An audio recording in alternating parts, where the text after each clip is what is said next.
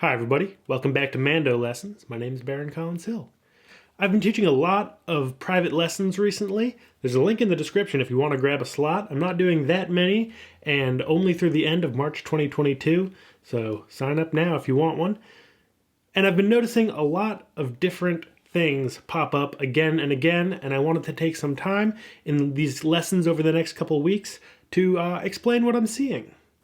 In this week's lesson, we're going to do a deep dive into left hand position, both left hand in general, but also your thumb. It's an important part of the equation. Let's jump into it. When it comes to the instrument, what you really want to do with your left hand is use this little exercise that I've sort of developed over the years. You have to start out with good left arm technique in general. If you haven't worked on your general body technique, check out my beginners series over at mandolessons.com.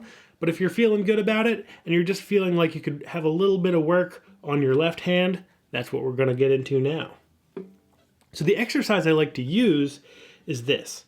You're going to have your pointer finger on the second fret of the G string, and then see if you can get your pinky to the seventh fret of the G string. It might be a stretch.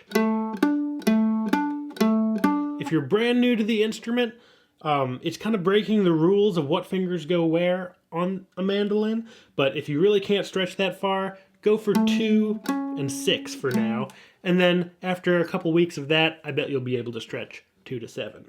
So 2, 7, 2, 7, you're going to go back and forth a little bit, and what you want to avoid doing is having to jump around on the instrument. You don't want to have to go 2, jump 7, shift 2, shift 7.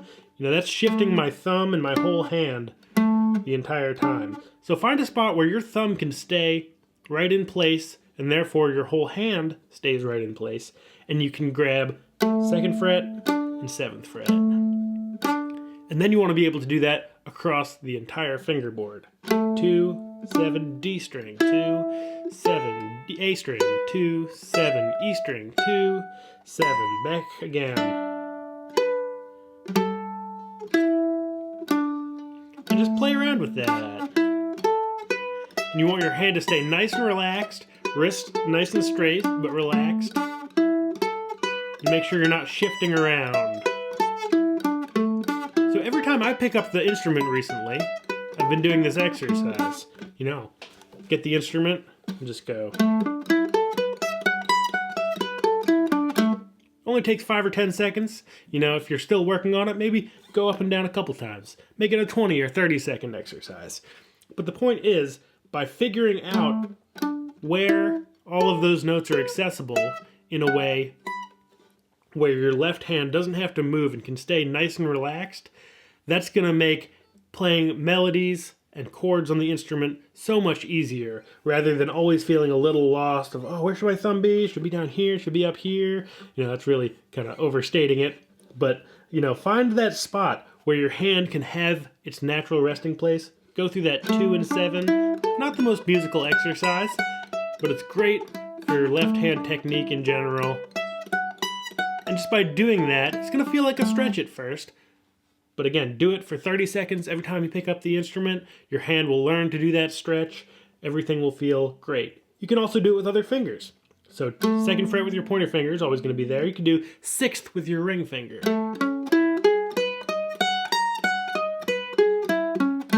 4th fret with your middle finger. That's really going to teach your fingers kind of their natural home position. You can build it out into a full 4-finger exercise.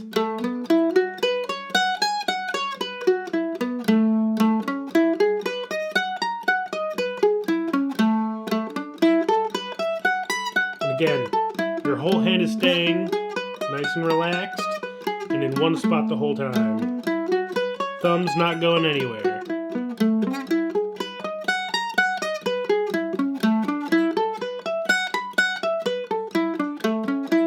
Great exercise.